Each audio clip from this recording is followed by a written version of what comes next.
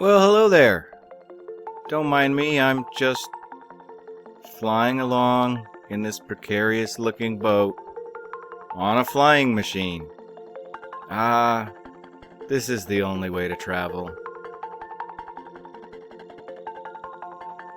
Hello and welcome back to Minecraft CavesNotes. I'm Emerald Dragoon, and today I want to share some Redstone basics with you.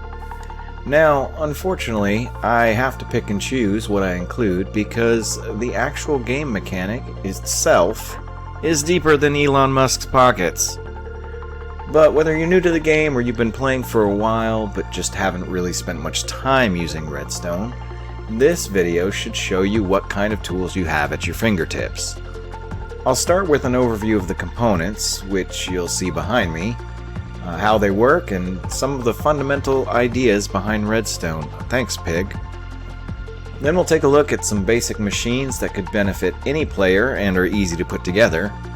And finally, I'll take you on a quick tour of my own main world and what meager contraptions I've managed to come up with, and then show myself up by splicing in some clips of some of the biggest STEM brains you'll ever see.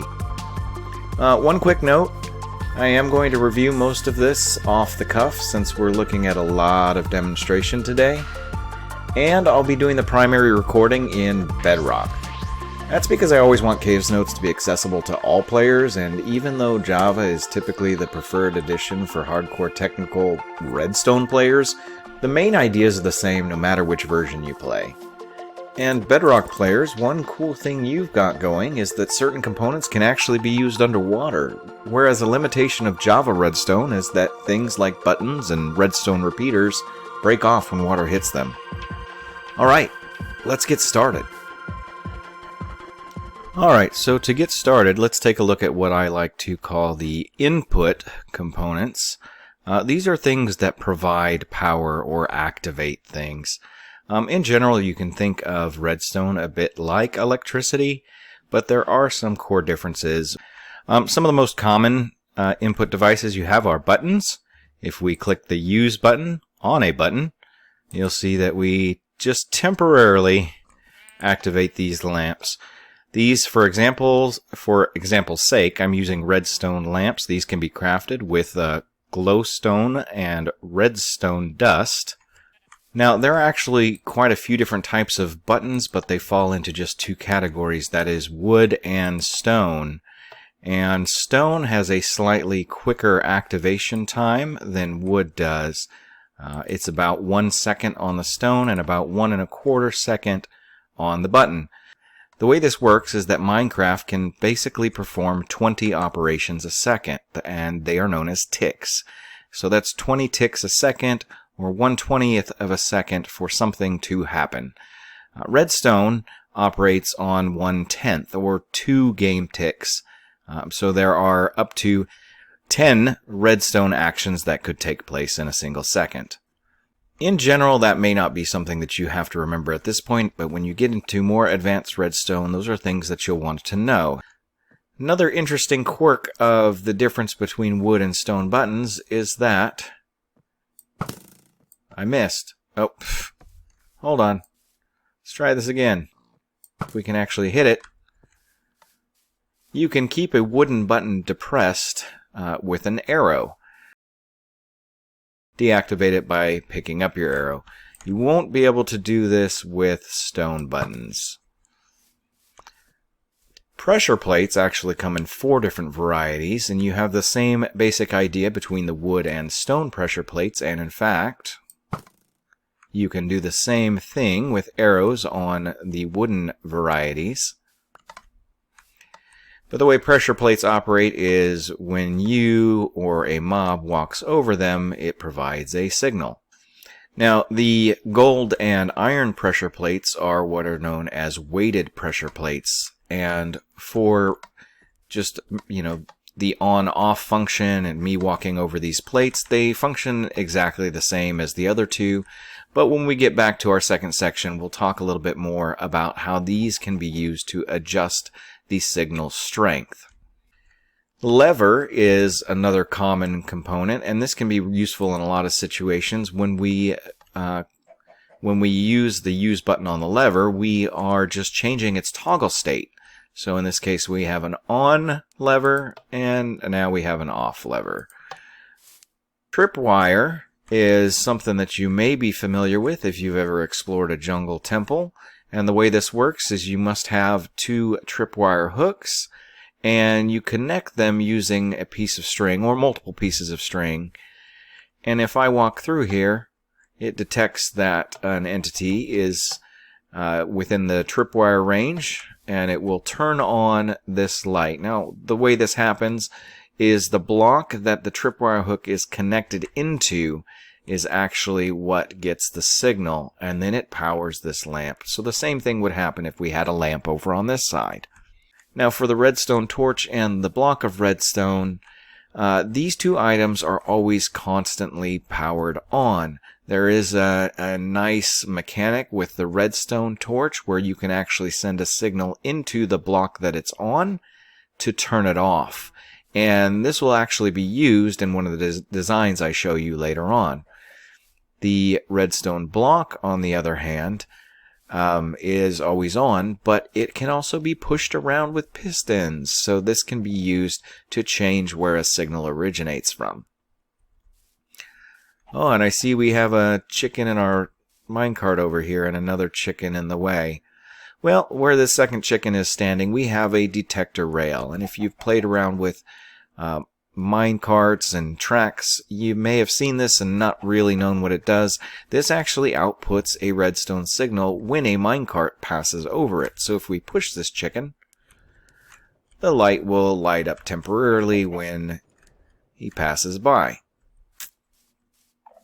Yeah, you can already see the skulk sensor going off over there, but before we get there, let's open this chest, and we're going to do this real quick. So while this chest is open, it's providing a signal back to this lamp. This is a trap chest, and you can tell the difference by this little brownish orange tint that is around the latch. The skulk sensor receives signals anytime it detects vibrations. So if I stand still, this lamp will be unpowered, but if I start walking around, it's going to go ahead and light it up. Over here we have the daylight detector, and this right now will always be on because I have this world set to stay on daytime. However, as night falls, the signal out of this will decrease, and eventually it will go to 0 and the lamp will turn off, and then at sunrise the opposite will happen. Over here we have the target block, and it does maybe what you might think it would. Shoot an arrow at it, and it sends out a pulse.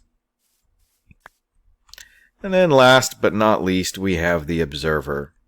And the observer is a very special block. It has this weird looking face on it, and it detects changes in front of it and then sends out a signal behind it. And you can tell on top of it there's sort of a triangular arrow shape that is pointing towards the direction the signal will come out of. So you want the face of the block facing what you're detecting, and the back of the block is where you would take a redstone signal from. So if I use some bone meal on this crop here, you actually see that the light just very quickly lights up, and we can even break the wheat, and that is also a change. And when we plant the seeds, that is also a change. This will show up in one of our other examples later on as well. Now that's all well and good, but how do we actually transfer these signals? Well, we need to talk about redstone dust and signal strength. So set up here, I have all the same input devices, but now with a line of redstone dust. Redstone dust can be placed along the ground simply by clicking the Use button on a desired block. And I've got each of these stretched out to, I can't remember, 15 or 16 blocks. The reason for that is when we click this, this will provide power out to 15 blocks. And this is the same with most of these, but not all of them. Notice that these wood and stone pressure plates also have the signal out that direction. But if we step here on the light weighted pressure plate, you'll see we only get a little bit of light showing up on this very first block. Same thing here on the heavy-weighted pressure plate. So, why is that? Well, let's drop some items down on here. See what happens if we throw all the... Oh, no, don't pick them up. Let's try and do this without picking all the copper blocks back up. Oh no! Okay, yeah, that. You know what? Here, let's do it this way. Aha!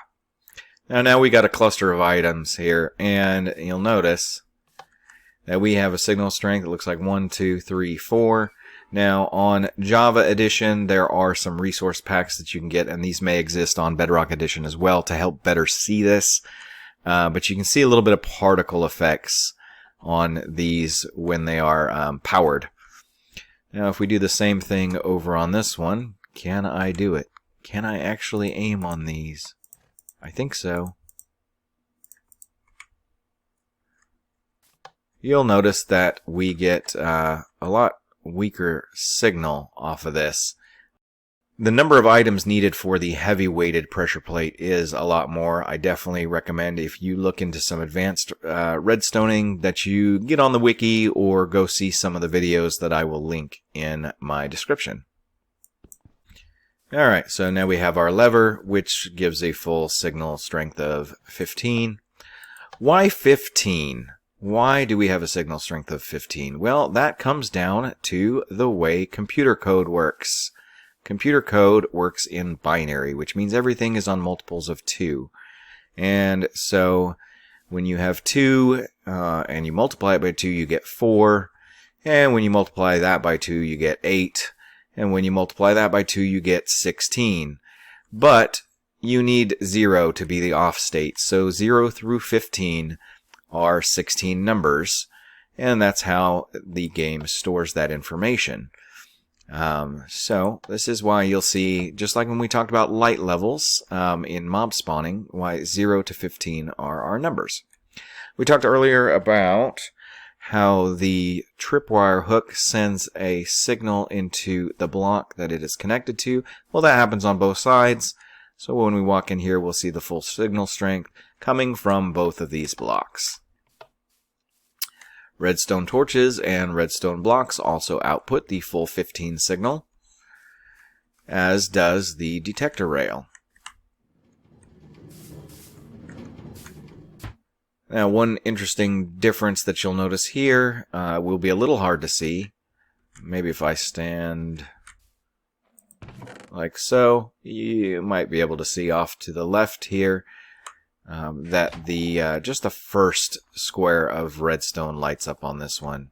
Now, pay close attention to the skulk sensor over here and the line behind it. If I move around here, we see the signal strength.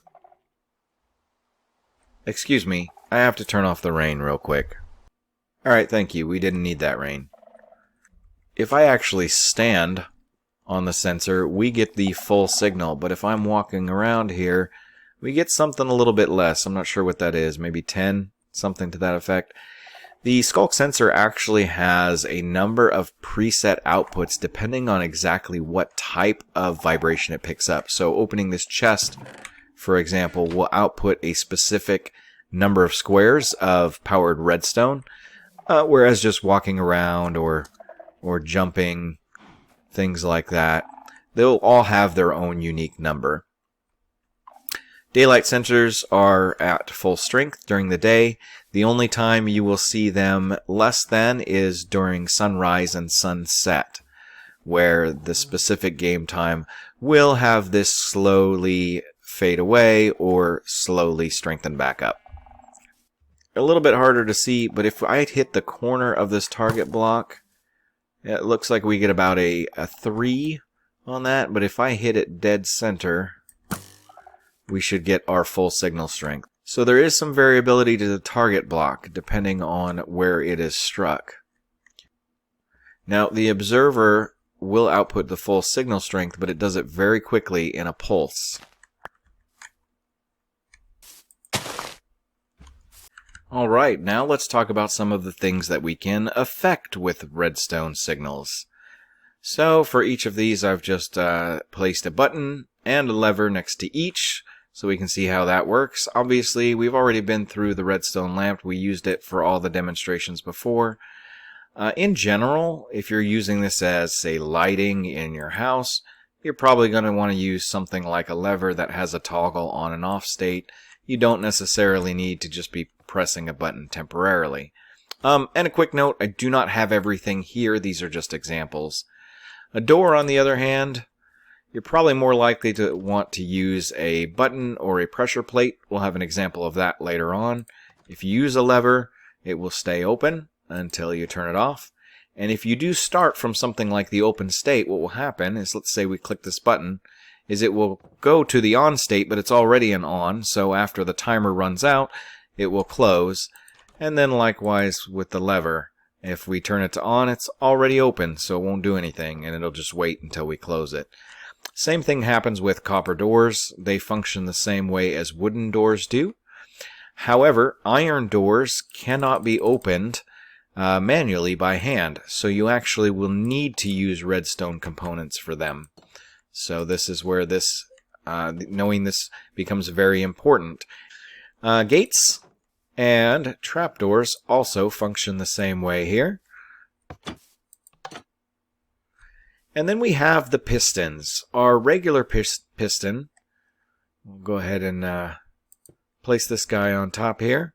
When we click this button, we'll actually push the block up, and then the piston will return to its normal position. Now, we can toggle the piston on and off. If we want to leave it extended, we can use it like that. But for a lot of things, the sticky piston is very handy. And this is where we add a slime ball to a piston to craft this. And the reason this matters so much is because it will actually bring the block back with it when it's finished. And that's super helpful for a lot of contraptions. Now over here we have the powered rail, and this is used to apply speed to a minecart. If the powered rail is not receiving a signal, however, it will actually act as a brake, and is really useful to have up against the beginning or ending of a track. But if we go ahead and turn it on, it will spit that minecart out. Now, I mentioned this in one of the earlier videos. We have a dispenser and a dropper, and they're very similar in a lot of respects, but there's really the key difference is how they're used. Dispenser will attempt to use an item that can be shot or thrown, such as arrows or potions or whatnot, whereas a dropper will always just drop an item as an item entity. And the way we can actually show that real quick is both of these have an inventory. So let's go ahead and throw some arrows in here. Fun fact, the dispenser will grab from its 9 slots randomly, so it does not matter where we place these. They can be all over. It doesn't really matter. It's just going to pick one. But if we apply a signal, it's actually going to go ahead and shoot that arrow. Whoa! There's some randomness to it too. In fact, I thought for a second I was going to get one of those chickens. Now, this is better with some kind of a pulse. If we use some toggle state, it will shoot an item when it receives a signal, but now that this is powered on, it won't do anything, and it won't do anything when we turn it off. It won't be till we turn it on again. So to use it this way, I'd have to sit here and spam click the toggle. So we don't need to do that. I will pick those up later. For now, let's take all our arrows out. Let's go ahead and put them here into the dropper. Now, when we do this in the dropper, you'll notice it just spits the arrow out right as an item that I can just pick up. And the same rule applies, though, for the power type. A couple other real quick good examples for this. The dispenser, if it has buckets of water or lava in them, will actually place the water or lava and keep the empty bucket in the dispenser, so it could be used to suck that back up, place it back down. That's really handy. Another reason you might want to use something like a dropper is you may have, for example, shulker boxes. And if shulker boxes are coming through these things, the dispenser will actually place the shulker box down like a chest, which unfortunately will then be in the way of what you need to do next. Whereas if you're trying to move items along, you probably want that shulker box to remain an item. Just like the arrows. Maybe you're creating an item sorting system, and you would like those arrows to stay as arrows and not get shot out somewhere. Over here we have the note block, and this actually can change its tone and its instrument type. The instrument type is based off of what block it is actually sitting above, and then you can tune it by clicking the use button on it. And if it receives a redstone signal, it will play that note. You can actually line these up in sequence to create musical numbers. And then much like the dropper and the dispenser, clicking a lever or something like that, some kind of solid signal, it will only work when it first receives the signal. Lastly, we have the new crafter. And you'll notice that I have a whole contraption here. The crafter itself could get its own video, but I am just going to show you a really quick basic design. We're going to talk about these little guys here in a moment, but for now just know that these are called comparators, and what they do is they output a signal based off of some sort of status about the item that they are reading. And in this case, since the crafter has 9 slots, this comparator will output a signal up to level 9 based off of how full that is. So the way I have this working is that when it reaches 9, it enters the signal back into the crafter and spits its item into the chest. So this one is only set up to do blocks of things that are all the same. In this case, for example, if we go ahead and throw some iron in the chest up top, and then it'll get pulled out by the hopper, and the hopper will feed this into the crafter. And as it feeds it in, this signal will slowly change, and every time the crafter gets full, it'll get a pulse back into it that will spit out its crafted item, in this case, blocks of iron. Now, unfortunately, a stack of 64 doesn't divide evenly, so we're going to be left with one here. But we could do the same thing with bamboo. And we could watch the signal go around. And this time, it's going to spit us out blocks of bamboo. So that's a simple design that can be used if you're just crafting blocks of things that are just one ingredient and that are 3 by 3. However, again, to actually use this for more complicated recipes, timing the signals is a much more advanced topic, so we're not going to discuss that today. Alright, so now let's talk about redstone repeaters and redstone comparators. Redstone repeaters look like this guy right here, and they are absolutely essential for doing most projects. Redstone repeaters can be thought of a little bit like a Wi-Fi extender. If we turn this on here, we'll see that even all the way down here where the signal starts to fade out, all the way to block 15, we get a full signal out of our repeater up to another 15 blocks. In fact, so far that with just a few of them, we've got a light way out there that we can see that is lit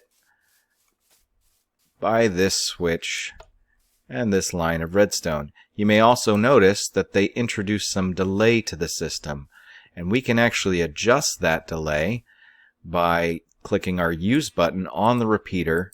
It has 4 different steps from the default position, which is 1, all the way out to 4. Each of these is 1 redstone tick or 2 game ticks. So what that means is at its full value, this is 8 game ticks, or, oh gosh, math, 0.4 seconds. So each level of this is 1/10 of a second. So 0.4 seconds at its highest. So we can watch this now, actually. Let's turn this off. Let's leave that at 1. Let's move that to 2. We're going to click this one a couple of times to make it 3. And then we're going to click that an extra time to make it 4. So for these 4 lamps here, we should now see them cascade from front to back when we turn this on. Pretty satisfying, huh? The other thing that repeaters are really useful for as well is if we place redstone dust along here, you'll notice that it starts to connect. But sometimes, perhaps, we don't want that to happen. And the dust will stay separate and will not go into the side of the repeater. So that can allow us to separate signals out, depending on what we've got going on. Now on this side we have comparators. And it is important to note that there is actually a toggle state to this one as well when we click the use button on it. With this light lit up, this is what is called subtraction mode. And unfortunately that is outside of the scope of my video here, but if you were ever to want to get into some really advanced redstone techniques, that is something that you would need to learn. Today we're not really going to worry about it. All I will tell you is that when this is on, that this will now compare signals both from the input side but also from the side as well. We're not going to use it that way. Instead, let's start by taking a look at some differences here. So we talked about that even as the signal fades, the redstone repeaters would re-strengthen it and send it on down its path. Comparators, on the other hand, will not do that. They will take the signal from the input side, which in this case, if we're 15 here, 14 and 13, then this very next block that it outputs will be at signal strength 13, and it will continue from there. So I've shown that here. You can see the signal fading out as we get farther away, to where if we come down here, this one is a step too far. But one of the most useful features of this comparator was something that we actually took a look at when we were looking at the crafter, and that is actually being able to read the contents of certain blocks. In this case here we have a chest, and if I throw a bunch of items in this chest, we'll start to see lights lighting up. We have a signal strength of 3. Now, a quirk here that I didn't talk about before is you'll notice we have 4 blocks lit up even though only 3 of the repeaters are lit. That's because this last lamp is actually receiving power from this one. Again, this would be a very lengthy video if we talked about everything there was to talk about, but it is important to note that some blocks will continue to transmit signal 1 more block, and in this case the lamps do that as a solid block. Some blocks, such as, excuse me, can I help you? You are always interrupting me, I swear. Some blocks like glass will allow redstone dust to be placed on top of it and run signals that way, but they will not allow signals to pass through them. And then some other blocks we typically consider non-solid, say something like stairs or fences, won't allow you to place redstone on top of them or pass signals. This chest, if it were all the way full, could output a full signal strength of 15, lighting up all these lamps. Now here we have a composter, and it's actually full, and when it is full, you can see we get, what is that, 8? 1, 2, 3, 4, 5, 6, 7, 8. If I go ahead and take this bone meal out, and we take our precious potatoes and start filling the composter, you'll see that as it goes up a level, it will start lighting up those repeaters down the line. And then likewise, we have a full cauldron, and since a cauldron only has 3 levels of water available in it, it only outputs a signal of 3. So if we take one, we lose 1 signal strength. If we go ahead and take another one, we're now down to 1, and if we take the last one, we have no more signal coming out of the cauldron. As far as specific cases for when you might use this, it really depends on the situation. For right now, this may not be that useful for you, but as we notice with the crafter, there are certainly reasons you might want to use it. So certainly we're just scratching the surface today, but how might you actually make use of this in your own world? Well, I have a few things set up over here that I'd like to show you. For starters, let's look at the basic piston door. This is what you could call a secret entrance. It's not super secret since I'm using stone pressure plates here, but don't judge me. If we step on these pressure plates, the blocks pull back and we can pass right through. While it might seem complicated, it's actually not that bad. So this is the skeletal version here. And basically we would have our stone blocks in between these sticky pistons. And when we step on the pressure plates, they would pull back with the pistons, opening the door. And all 4 of these pressure plates are all wired up to the same place down below. Basically, when the piston is stepped on, they receive a signal underneath, and then what happens is that signal is passed into a repeater on either side that goes into a little stair-step pattern with these blocks. And when this block receives a redstone signal, it turns off this redstone torch. This redstone torch, likewise, is powering this block, which is why this torch is off currently. And so if this loses power, this one turns on, and then it depowers this torch here, which allows these to pull back. This extra block above is important because it also carries the signal from the torch up into the block and over to the top piston. Get out of here, pig! Of course, as you've probably already seen, that one of the problems with pressure plates is mobs walking over them that aren't you, and that's where you could use some specialized things like the wooden button with an arrow, or maybe a skulk sensor that is calibrated to a specific thing. I don't even have any way to get out of here. I gotta dig out of here now. Why did I jump in this hole? Now, that said, for a single-player world, a lot of people are not going to bother with some kind of secret entrance, and that's okay. I mean, it can still be fun if that's something you want to do.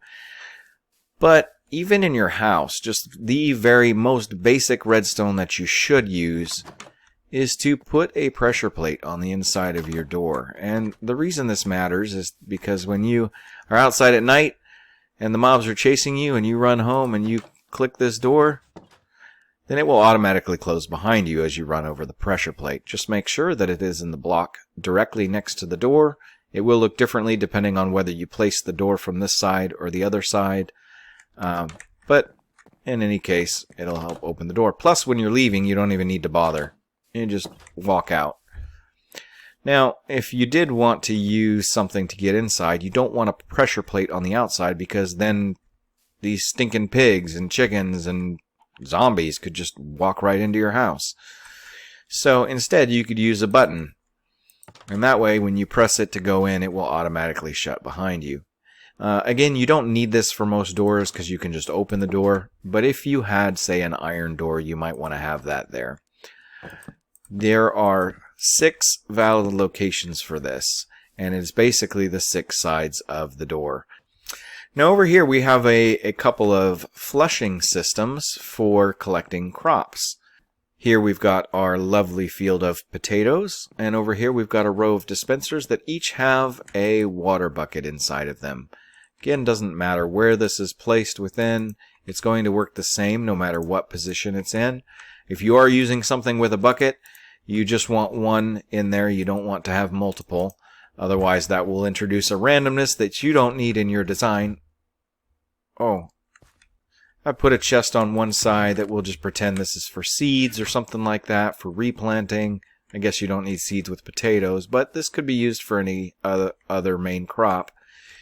And then all of these hoppers are pointed in over to this chest here, and this is where all our items will end up. When we press this button, the signal will travel along over here into the repeater, and it will go. This repeater will power this block, which will power the redstone dust on top, and carry the signal along to each and every single one of these dispensers. I actually built this one specifically to be able to be accessed from either side by egg. But let's go ahead and press the button here and see what happens. Press it.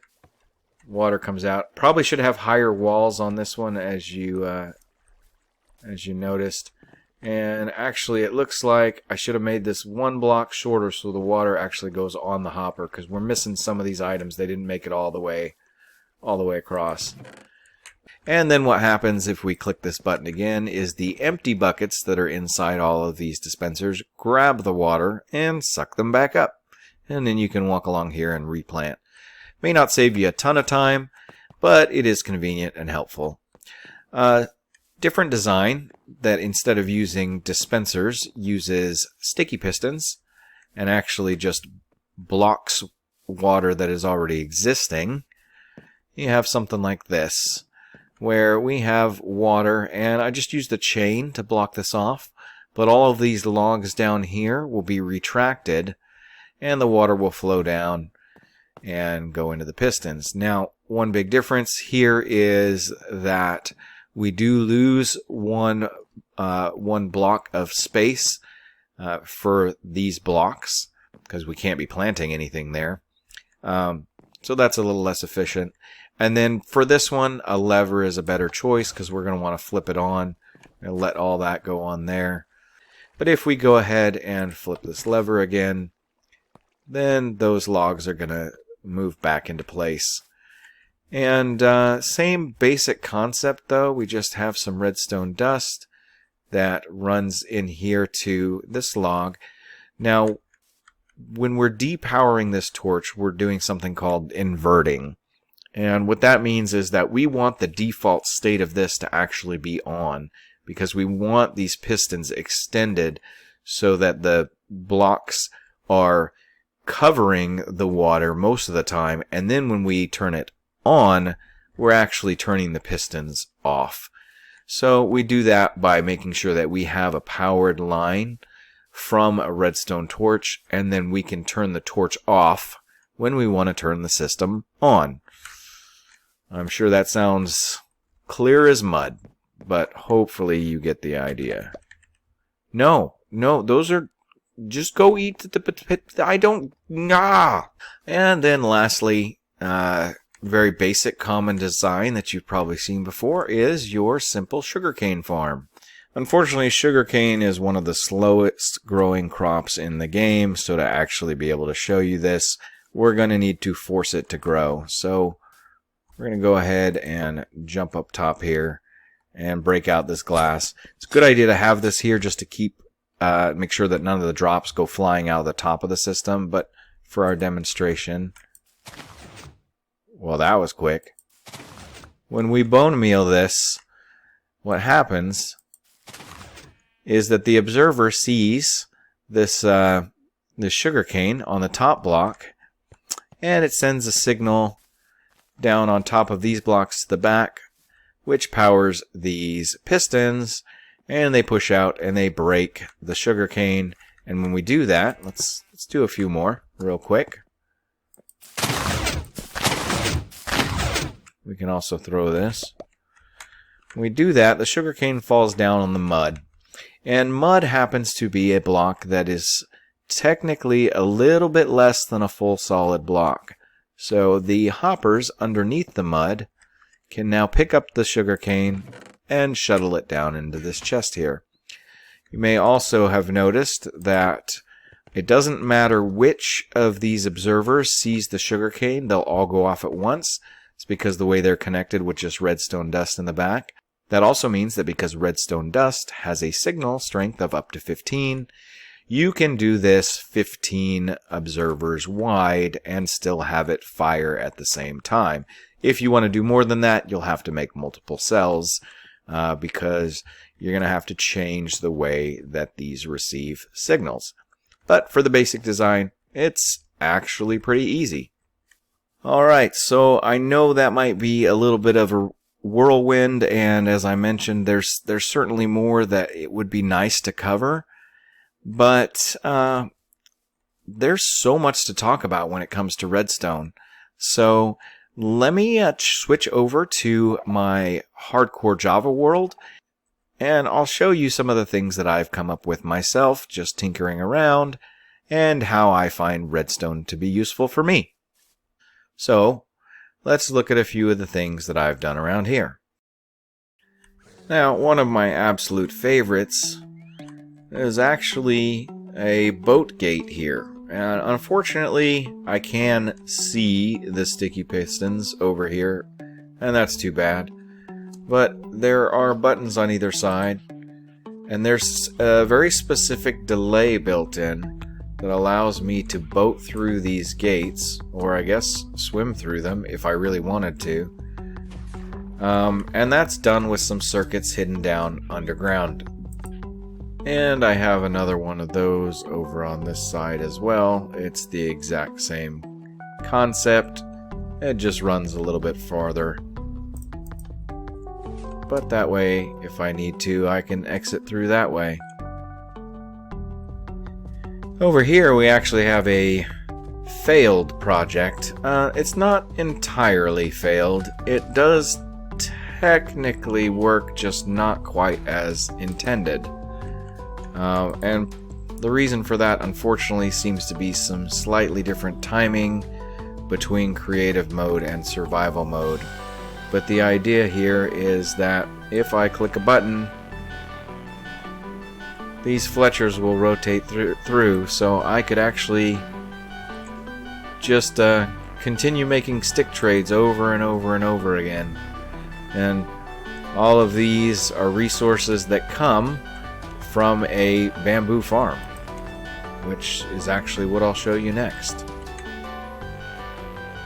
Now, I'll apologize up front because I don't use this very often, so it will, ouch, it will almost certainly lag my game out horribly because this bamboo is fully grown.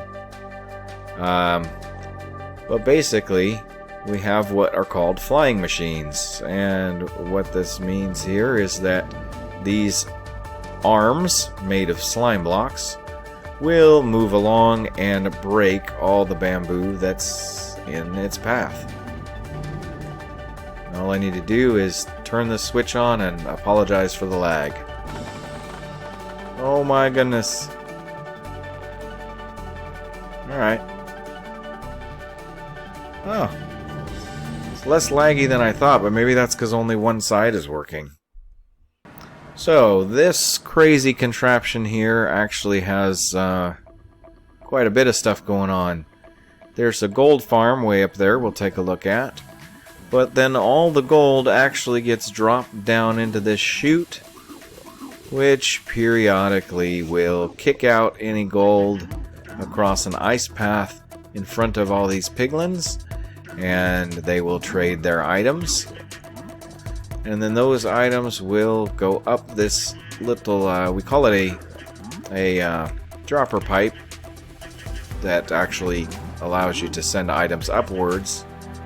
And then those will track along this row of hoppers, where each of the hoppers below them have different items in them. And again, using comparators, because they are actually really amazing once you get used to how you use them. This can actually sort items out into the individual types. This is incredibly handy because it means that you can actually have all the drops from the piglins sorted out into whatever they are. Minus the things that don't stack properly, that kind of gets put over in the junk drawers, and that's going to be things like potions, books, water bottles, and ender pearls if they go there. And again, there's a similar sorting system that goes on up here, and it ends up dropping items down to the appropriate locations. So that's probably one of my bigger, better projects as far as Redstone is concerned. So just another example of the kind of stuff that you can do. Alright, so before we close this off, let's tour some of the crazy things that you can actually do with Redstone if you got a brain much larger than mine. So for starters, we talked about piston doors, but here's a great example of Avogado, who created a 9x9 piston door, and if I'm not mistaken, he's actually gone larger since then. This takes a lot of planning and a lot more external space to make it happen, but it's pretty impressive. Now, of course, if you've been watching this channel, you may know that I'm a big fan of Logical Geek Boy, and the reason for that is one of his hallmarks is creating farms and redstone designs that are not necessarily meant to be efficient, but fun.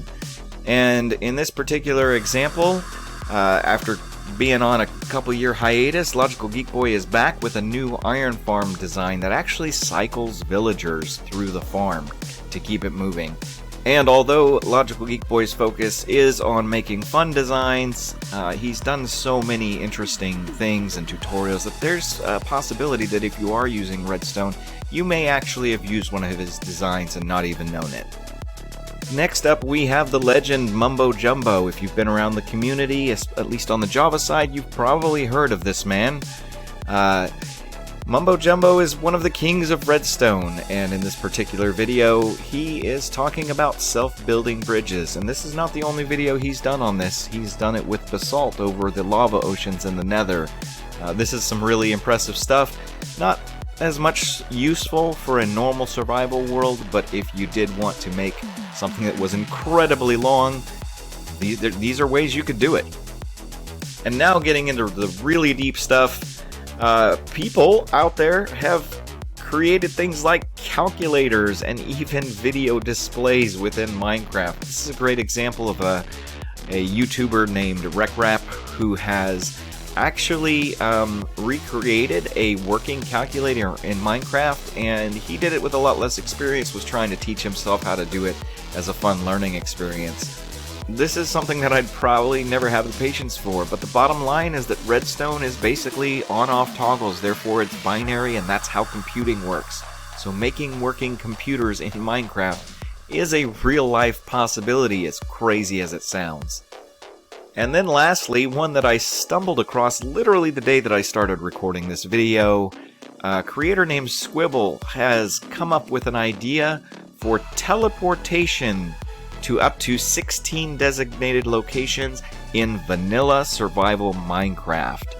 This machine uses stasis chambers, which are a way to leave an ender pearl sitting until it's activated remotely, to be able to exploit the game's mechanics and actually create a teleportation machine. This is one of the most insane things I've seen. Big kudos. It is absolutely mind-blowing what is possible to do with Redstone if you really spend the time to learn it. And there you have it. Obviously there is so much more that we could talk about, but again, as I mentioned, this topic is really vast, so I will definitely include several links in the description that you guys can go check out if you're interested. Personally, although it is a few years old, I highly recommend Logical Geek Boy's collaboration with Methods that is called Dissecting Minecraft, and I'll put a link to that playlist down below. That way, if you are interested in learning some more of this stuff, you have a place that you can go see. Even though it is a few years old, the information in it should all be accurate. There's nothing in Redstone that has changed that much that should make it obsolete. Pig? I swear, these mobs. Alright, have fun in there. Anyway, if you do have questions, please feel free to leave them in the comments below. If it's something that I can answer, I 100% will. If it does look like it's going to take more than a paragraph or two, then I will probably just try and reference something, you know, some of the greats that have done this Redstone stuff. Go out and learn if you're interested. But for now, that's going to be it for CavesNotes. I appreciate you coming along with me to check out some Redstone, and I hope you can find a way to enrich your gameplay using this really amazing mechanic. But as always, I appreciate you joining me. Thank you for watching, and I hope to see you in the next one.